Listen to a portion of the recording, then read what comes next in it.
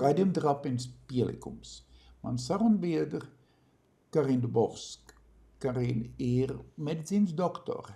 Karina ir anestezioloģi un vada anestezioloģijas dienas dzemdību namā.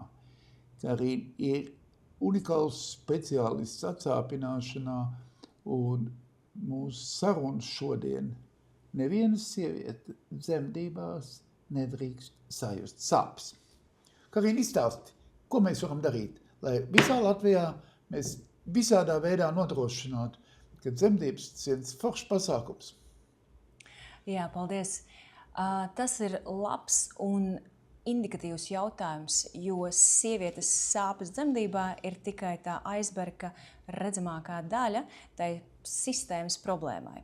Jo mēs runājam par sievietes tiesībām nejust sāpes, kas ir Pasaules veselības organizācijas jebkura cilvēka tiesības nejust sāpes konkrētu procedūru laikā. Kā arī dzemdību laikā, kas ilgstoši tika uzskatīts kā dabisks process, kas tā arī ir, bet jau tas nozīmē, ka sievietei arī šī procesa laikā ir tiesības uz atsāpināšanu. Un līdz pat 2022. gadam šīs iespējas bija tikai tām pacientēm, sievietēm, kas varēja atļauties saņemt šo pakalpojumu par pašu samaksātu naudiņu. Un tikai 2022. gadā nobalsoja par to, ka gada otrajā pusē visām sievietēm tika ļauts pieprasīt, lūgt atsāpināšanu, kas šajā gadījumā epidurāla atsāpināšanu bez maksas, tātad valsts apmaksātā. Un redz, kas notika. Ja paskatās statistiku, no 22. gada līdz 23. gadam tas pieaugums bija ārkārtīgi minimāls. Tātad pieprasījums pēc atsāpināšanas bija ļoti minimāls. To mēs paskatāmies statistiski no NVD datiem, SPKC datiem.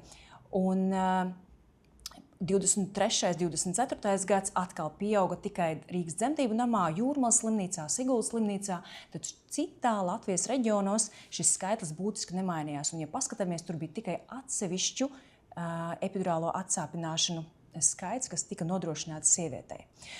Un patiesībā, kad tika piešķirta šī nauda šim pakalpojumam, tika paredzēts, ka arī tiks likts uzsvars uz to, kā tiks nodrošināts arī pieejamo anesteziologu skaits, kas realitātē netika atrisināts administratīvā slimnīcu administrāciju gaiteņos. Līdz ar to joprojām lielākā daļa sieviešu Latvijā, kas varbūt neizvēlas Rīgas stacionārus kā savu dzemdību iespēju, iespējams, kad izlasa pieejamo pakalpojumu savā reģionālā dzemdību namā, ka viņai ir tāds pakalpojums, realitātē, tad, kad viņai tiešām nepieciešams šī anesteziologa pakalpojums, viņš nav pieejams. Klausies, tagad es tev kā, mēs jau esam anesteziologi, tā ir sagadīšanās, bet varētu izstāstīt cilvēkiem, ko nozīmē epidurāla anestēzija. Kā tu to dari? Nu, tā, mēģini izstāstīt. Viņa ir sarežģīta metode. Viņa ir ļoti svarīga metode, un viņa prasa tomēr prasmi, pieredzi un ārsta mākslu. Jā, epidurālā atsāpināšana, lai gan ikdienā to pielieto ne tikai dzemniecībā, bet arī citās ķirurģijās, kas nodrošina to, ko mēs varam nobloķēt daļu no nerviem, kas dod mums impulsu no tiem reģioniem, kas tiek skarti. Tāpat kā abdominālajā ķirurģijā, onkoloģiskajos procesos, ginekoloģiskajās operācijās un daudzās citās, bet arī dzemniecībā mēs šo metodu izmantojam. Un tas prasa smalku, precīzu dažu minūšu darbu, kad mēs ievedojam epidurālai blakus muguras smadzenēm telpā, ievedam katetriņu, atstājam vai vienmomenta, ievedam medikamentu, un tas mums dod kontrolēt sāpju līmeni tieši tajā atbildīgajā momentā. Un tad, kad tas nav nepieciešams, mēs šo katetru varam evakuēt. Un to mēs arī darām. Un šī manipulācija pati par sevi, kā jebkura manipulācija medicīnā, veselības aprūpē un visā, ir, protams, kā ar riskiem, bet mēs vienmēr tos riskus paredzam.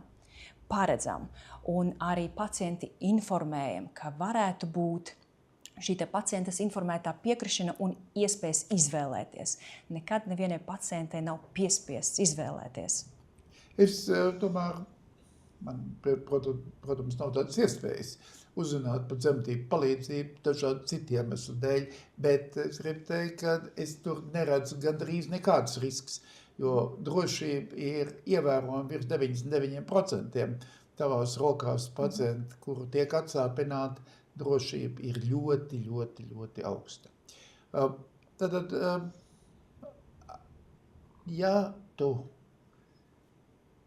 tiec nākamajā saimā, tad tu izdari visu, lai Latvijas sievietēm dzemdībās nekad nevajadzētu just sāpes.